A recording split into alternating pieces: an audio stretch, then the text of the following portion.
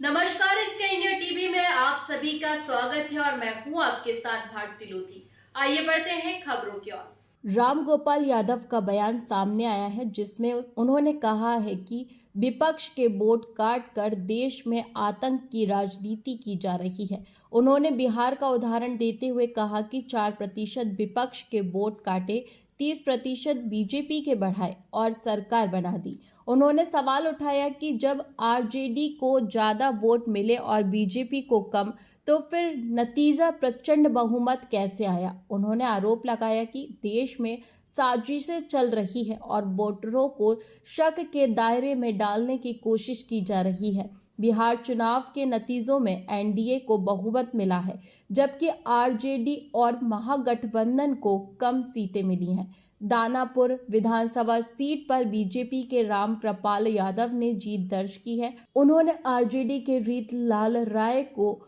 29,133 वोटों से हराया है। रामगोपाल यादव का बयान इसी परिप्रेक्ष्य में आया है, जहां विपक्षी दल चुनाव परिणामों में धांधली का आरोप लगा रहे हैं। सांसद जी संभल पहुंचे हैं, पूरे उत्तर प्रदेश सहित पूरे देश में एसआईआर लागू चुनाव आयोग ने कर दिया है, क्या कहेंगे? देखिए, एसआईआर की कोई आवश्यकता तो थी नहीं। जब 2003 को केस मान रहे हैं तो उसको तो 22 साल हो चुके हैं। तो ये जानबूझ के कुछ लोगों के वोटों को काट कर लोगों में आतंक पैदा करना चाहते हैं। जैसे अभी इन्होंने बिहार में किया, 4% वोट काट दिए विपक्ष के और 3% बीजेपी के बढ़ा दिए।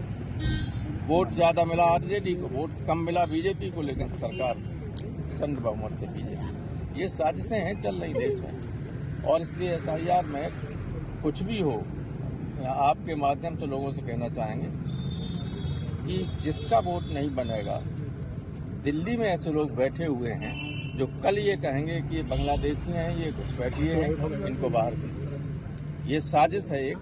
इसलिए जब हो ही रही है तो हम अपने लोगों से ही कहना चाहेंगे गंभीरता से एक एक वोट बनवाएं, एक एक वोट फॉर्म भर के। कोई बहाना नहीं मिलना चाहिए वोट काटने का। Thank you. बिहार चुनाव क्या लेके क्या कहेंगे? गमछा लड़का उड़ा दिया बिहार चुनाव को लेकर। बिहार चुनाव देखने ही रहे, वोट कटवा दोगे, वोट बढ़वा दोगे, कपड़ा कर लोगे तो